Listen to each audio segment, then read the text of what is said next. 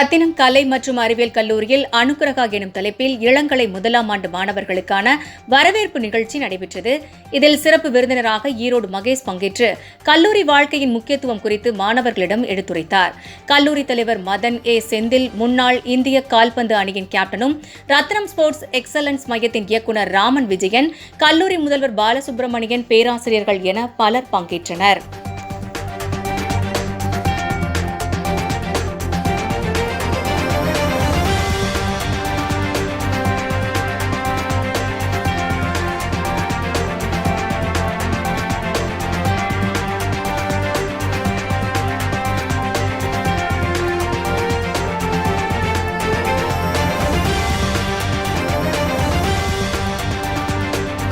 என்னுடைய கல்லூரி நாட்களிலும் பள்ளி நாட்களிலும் இந்த மாதிரி மேடைகளை சரியாக நான் பயன்படுத்திக் கொண்டதால் மட்டுமே இன்றைக்கு ஒரு கல்லூரியினுடைய முதலாம் ஆண்டு